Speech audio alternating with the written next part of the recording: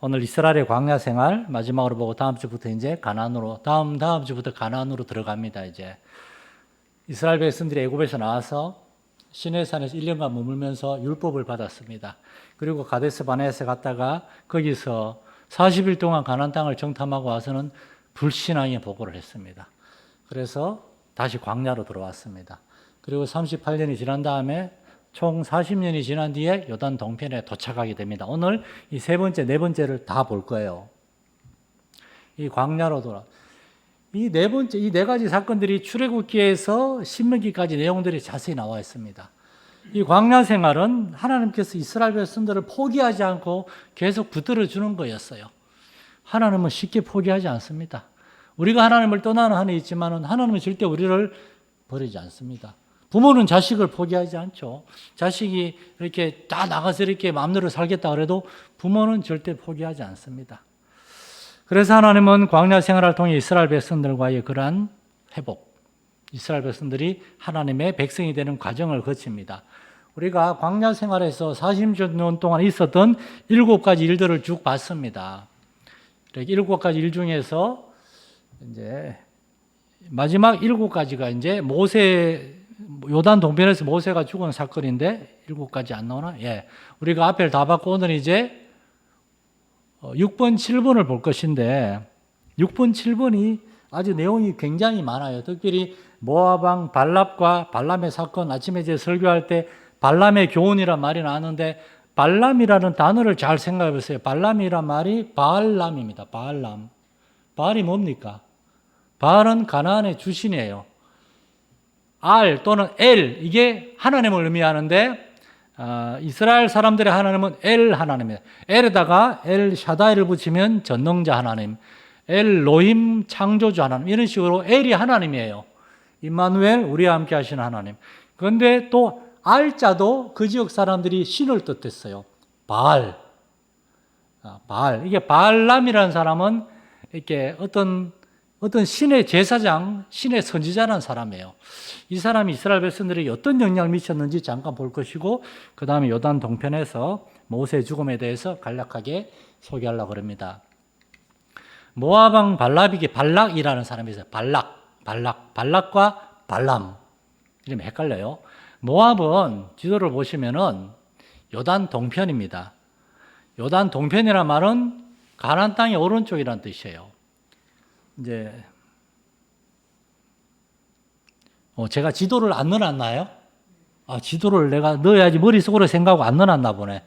이스라엘 백성들의 그 미디안 광야 생활은 여기 처음에 보면 지도에 나왔지만 주로 남쪽 미디안 광야에서 있었는데 미디안 광야에서의 38년 생활이 거의 끝나고 가데스 바네아 쪽이 아니라 요단강 동편으로 해서 올라가게 하셨어요. 가데스 바네아에서 올라가면은 거기에는 강대한 나라가 없어요. 그래서 그냥 쉽게 가나안 땅을 정복할 수가 있었는데 하나님은 요단 동편으로 보냈어요. 요단 동편은 이스라엘 가나안 땅에서 가장 강력한 여리고성이 있는데요. 여리고성, 요단강 그 앞에서 이스라엘 백성들의 믿음을 하나님이 테스트해 보는 거죠. 쉽게 남쪽으로 마치 40년 전에 쉽게 왕의 대로로 가나안 땅으로 들어갈 수도 있었는데 하나님이 굳이 홍해로 보내가지고 홍해 앞에서 이스라엘 백성들의 믿음을 테스트한 것처럼 그리고 홍해를 가르친 것처럼 요단 동편으로 올려보냈어요. 그 요단 동편이 모압이라는 나라가 있어요. 모압은 아시는 것처럼 아브라함의 조카 룻이 아니고 롯의 두 아들이 암몬과 모압입니다. 롯이 소돔성에서 살아남았죠. 롯의 두 딸이 소돔에서 뭘 보고 배웠는지 아버지를 통해서 아들을 낳았어요. 그게 모압과 암몬입니다. 암몬은 저 북쪽에 갈릴리 북쪽이 암몬 땅이고 모압은 요단강 동편입니다. 모압 왕이 40년 동안 가나안 저 밑에 미디안 땅을 뺑뺑뺑 돌았던 이스라엘 백성들에 대한 이야기를 들었어요. 그리고 그들이 모압으로 올라오기 거기에 아모리의 강한 나라가 시혼과 옥이라는 아모리 사람들의 나라가 있었는데 그거를 이스라엘 백성들이 쳐부순 걸 듣고 모압이 심히 두려워했으니 그렇게 돼 있어요. 한 40년 전에 우리 나이가 있으신 분들은 아실 겁니다. 이걸 아는 분들은 나는 나이를 많이 먹었다 생각하시면 됩니다. 김성일 작가라고 홍수 이유 그런 또 유명한 책을 몇 권 썼는데 다가오는 소리라는 책을 썼어요. 이 책 내용은 여리고 성의 라합이 주인공입니다. 라합과 여리고 성 사람들이 저기 남쪽에서부터 막 올라오는 이스라엘 백성들의 소리를 듣고 무서워했다는 거예요. 그런데 모압 왕도 남쪽에서 올라오는 이스라엘 백성들의 소리를 듣고 두려움에 빠졌어요. 저들의 하나님이 그렇게 강하다는데 저들의 하나님이 40년 전에 애굽을 다 멸하고, 그 당시 애굽은 가장 강대한 나라였는데 이스라엘 백성들이 나오면서 애굽이 거의 멸망 직전까지 간 사실은 40년이 지나도 사람들이 다 기억하고 있었습니다. 그들이 이 미디안 광야에 여러 나라를 멸하고 모압으로 올라오고 있으니 모압 왕이 엄청 두려워했어요. 그래서 모압 왕이 선지자 발람을 불렀어요. 발람은 어디 사람인가 하면은 부돌 사람입니다. 부돌 사람은, 이 부돌이 어딘가 하면은 티그리스 유프라테스 강가에 있는 나라예요. 그거는 저기 메소포타미아예요. 갈대아 땅. 그러니까 이스라엘 땅에서 메소포타미아 땅까지는 걸어서 2달 거리, 그 굉장히 먼 거리입니다. 그 먼 거리. 그런데 거기까지 발람을 부르러 사신을 보냈습니다. 그리고 와서 나를 위해 이 백성을 저주하라. 이 하나님께서 아브라함을 갈대아우로 메소포타미아 지역에서 굳이 이쪽 가나안 땅으로 데리고 오신 이유에 대해서 제가 여러 번 설명드렸습니다. 아브라함 이후로 그 갈대아 우르 지역은 아주 우상들의 나라가 됐어요. 우상들의 나라. 그 지역이 계속해서 바벨론이라는 제국이 들어섰는데 고대 바벨론이 있고 신바벨론이 있어요. 신바벨론이 여러분이 아시는 것처럼 기원전 586년에 유다를 멸망시킨 그 바벨론입니다. 그러나 이때로부터 거의 500년 전에 모세의 시대에도 고대 바벨론이라고 있었는데, 바벨이라는 뜻이 뭡니까?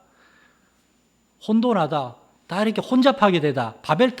바벨탑을 쌓은 사람들이 하나님이 다 딴 데로 가라 그랬는데 고집스럽게 거기 남아있었던 족속들이 바로 갈대아우로의 그 바벨론을 세운 사람들입니다. 아주 독종들 무서운 사람들이에요.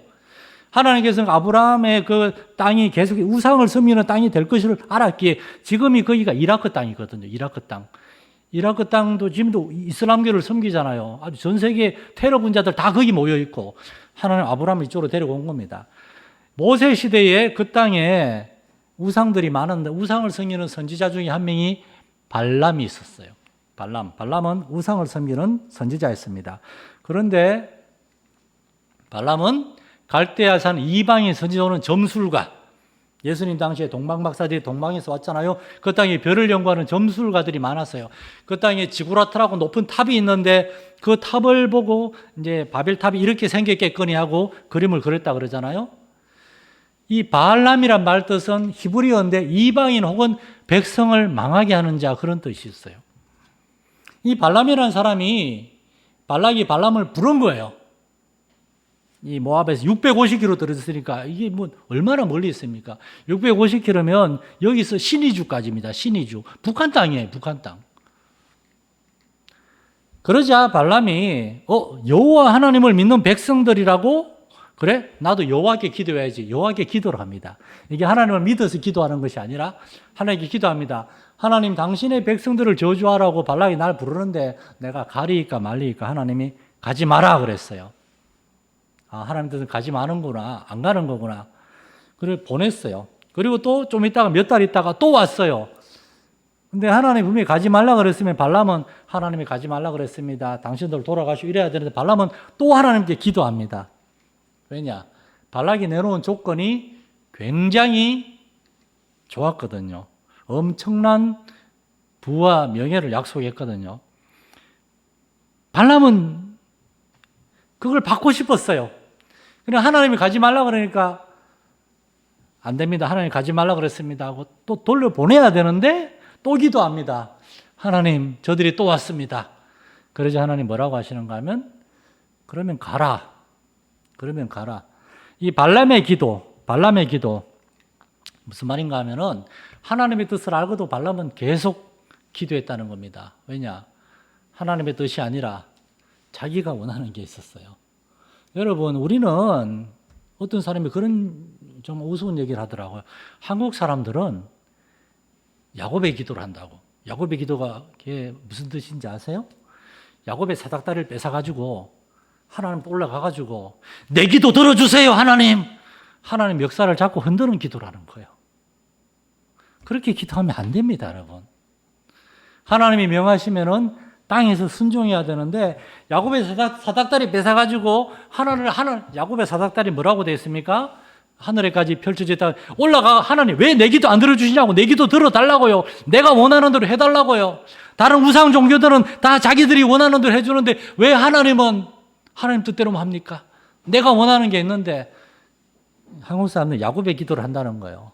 어떤 부흥사들은 그렇게 기도해야 된다 그러는데 그렇게 기도하면 안 됩니다. 하나님의 뜻이 아니면은 순종해야 됩니다. 제가 2012년에 하나님께 이런 기도를 드리다가 하나님께 혼나고 응답받은 적이 있어요. 제가 여러 번 간증을 했기 때문에 여러분 가만히 생각해보면 그거구나 싶을 거예요. 기억이 안 나면 할 수 없어요. 예. 발람이 또 기도하자 하나님이 그래 가라. 그런데 이 길은 하나님이 기뻐하시지 않는 길이었어요. 왜냐하면 결국에 발람이 간 것 때문에 하나님이 진노하셨습니다. 점술가 발람은 모압 왕에게 가기를 원했어요. 그래서 우리가 잘 아는 유명한 얘기가 나옵니다. 여호와의 천사가 나타나서 발람을 칼로 치려고 합니다. 그런데 나귀가 천사를 보고 막 이렇게 옆으로 가니까 발람이 그냥 나귀를 막 때리고 3번이나 때리고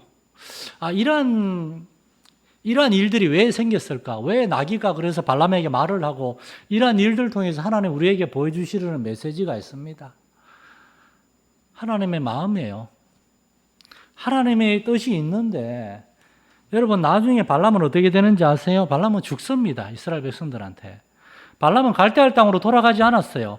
발락과 함께 모압 땅에 남아있다가 하나님이 모압을 치실 때 발람은 죽었어요. 하나님은 발람이라는 사람을 살리기 위해서 네가 내 뜻에 순종해서 여기 있어야 된다. 이 땅이 우상이 아니라 네가 나에게 기도를 시작했으니 이제 너는 하나님을 믿고 여기에 살아야 된다 그랬는데 가나안 땅에 끝까지 갔다가 그게 하나님의 뜻이 아니라는 걸 보여주려고 그러는 거예요. 우리가 때때로 하나님의 뜻을 알면서도 자꾸만 내가 원하는 대로 하면은 하나님이 놔두십니다. 그런데 그렇게 하다가 결국에 우리는 안 좋은 결과를 겪을 수도 있어요. 그때 우리 깨닫고 돌이키고 회개해야 되는데 나중에 일이 안 좋아지면 낭패가 되면은 왜 하나님이 안 도와주냐고. 쟤는 자기가 저질러 놓고 잘못을 하나님께. 우리 딸이 있어서 그냥 지나가는 얘기로 우리 딸이 5살 때 유치원 다니는데 자꾸 카트칼 갖고 놀길래 그거 갖고 놀면 안 돼 하고 저 뺏었는데 어디서 갖고 놀다가 상처가 났어요.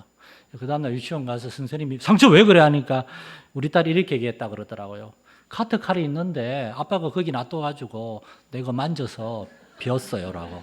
선생님이 전화했어요. 아니 아버님 애 있는데 칼을 두시면 어떡합니까? 그래서 저는 칼을 안 뒀는데 어떻게 자고는 죄송합니다. 와서 막 뭐라 그랬어요. 야 내가 칼 갖고 놀지 말라고 네가 갖고 놀았잖아 하니까 칼이 있었잖아. 그래서 그래 모든 책임은 다 나에게.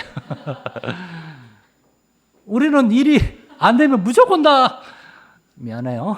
무조건 다 하나님 탓이에요.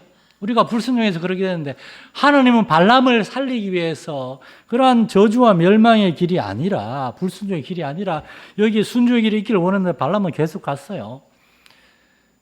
이 나귀가 말하고 거기서 혼이 났음에도 갔어요. 그러고 난 다음에 이제 발람이 갑니다. 이제 기도란 무엇인가? 여기서 우리가 기도에 대해서 다시 한번 생각해야 돼요. 기도란 내 뜻을 하나님께 주장하는 게 아닙니다. 여러분 기도하기 전에 우리가 원하는 게 있어요. 그러면 기도가 아니에요. 기도란 하나님의 뜻을 깨닫고 순종하는 겁니다. 비기독교 우상기도는 내 뜻을 신에게 이야기해서 내 뜻대로 관철시키는 거예요. 그러나 우리 기독교의 복음의 기도는 내 뜻을 다 내려놓고 나는 죽고 그리스도가 살고 나는 죽고 내 뜻은 내려놓고 하나님의 뜻을 알고 예수님이 겟세마네 동산에서 그렇게 기도했잖아요. 내 원대로 마시고 아버지의 원대로 되기를 원합니다. 이런 게 기도인 줄 믿으시기 바랍니다. 그래서 발람이 가가지고 이스라엘 백성들을 저주하지 않았어요. 그러자 발락이 화가 났습니다. 그리고 이제 발람이 돌아갔는데 나중에 발람이 다시 옵니다. 그리고 발람이 이 발락에게 한 가지 아이디어를 줍니다. 그게 바로 바알부올 사건입니다. 바알부올 사건.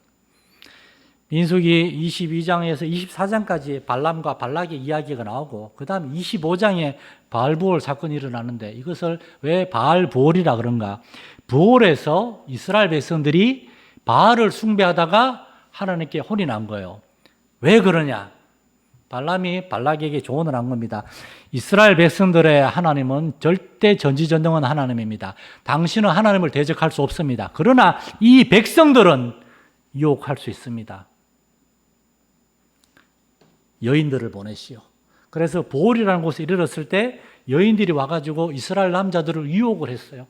이스라엘의 제사장들도 족장들도 가가지고 그 바알을 섬기러 모함 여인들하고 가늠죄를 짓고 음란한 죄를 짓고 민수기 25장은 구약 성경에서 가장 참 부도덕하고 가장 그러한 장 중에 하나인데 보올에서 이스라엘 백성들이 그렇게 죄를 짓습니다. 이스라엘이 시딤에 머물러 있다가 모압 여자들과 음행하기를 시작하니라 이스라엘이 바알 보올에게 가담하니라. 이 바알 보올이 보올에서 이 바알 신과 아세라 신이 있어요. 바알은 남자 신이고 아세라 신은 여자예요. 남자 신과 여자 신의 결합을 통해서 이 땅에 비가 내리고 농사가 풍성하게 된다. 이게 바알과 아세라 우상 숭배 제사예요. 바알 신은 남신이에요. 바알 신은 동상인데 남자의 성기를 그다랗게 만들어 놨어요. 아주 바알과 아세라 그 제사 자체가 음란한 제사예요. 그 바알 제사에는 여사제들이 있어요. 그 여사제들이 모압 여인들을 유혹한 겁니다. 이것을 발람이 알려준 거예요. 그래서 거기에서 백성들이 죄를 정합니다. 계시록 2장 14절에 보면은 하나님께서 호가모 교회에 뭐라고 하는가 하면 너희가 발람의 교훈을 지킨다. 발람이 발락왕을 가르쳐 이스라엘 자손 앞에 걸림돌을 놓아 우상을 숭배하겠다. 발람이란 선지자가 하나님이 이스라엘을 저주하지 말라 그랬는데 나중에 이스라엘 백성들을 넘어뜨릴 수 있는 그러한 이들을 음란하게 만드시오라는 그러한 교훈을 준 겁니다. 그래서 발람의 교훈이란 말이 있어요. 이건 뭔가 하면은 하나님도 섬기고 바알도 섬기는 것. 우상 숭배자의 가르치며 삶의 방식입니다. 그런데 여러분 이게 그 이후로 이스라엘 백성들의 삶에 계속 남아 있어요. 이스라엘 백성들은 한 번도 하나님을 버린 적이 없어요. 하나님을 버린 적이 없습니다. 하나님도 섬기고 우상도 섬긴 겁니다. 교회도 나가지만은 그러나 교회는 교회고 일주일의 나머지 삶에서는 세상의 방식을 따르고 아무도 내가 하나님 믿는 사람인 줄을 모르게 하라고 이순신장군의 방식을 따라서 세상 가운데서 그렇게 살아가려고 하는 겁니다. 그래서 하나님께서 그때 이들에게 역병을 내리시고 마지막으로 진노하시죠. 거기에서 수많은 사람이 또한 목숨을 잃습니다. 천국문에 탁 닫으면 천국문에 바로 들어가면 돼. 그 앞에서도 지옥으로 떨어지는 그런 문이 있다 그래요. 마귀는 절대 포기하지 않습니다. 겟세마네 동산에서도 예수님을 유혹하잖아요. 그리고 이제 이스라엘 백성들이 마침내 요단 동편에 모압 왕 발락을 지나서 요단 동편에 이르릅니다. 그리고 거기에서 이제 모세가 죽습니다. 신명기 말씀이 시작돼요. 신명기 1장 1절은 이렇게 되어 있습니다. 이는 모세가 요단 저쪽 맞은편의 아라바 광야 곧 바란과 도벨과 라반과 글자가 안 보이는데 요단 동편에 도착한 다음에 그때 일입니다. 그 다음에 이제 계속해서 지난 그 40년 동안의 광야 여정을 쭉 소개합니다. 광야에서 또 모든 일들 중에 가장 중요한 것은 하나님이 주신 명령을 백성들에게 알리는 거였어요.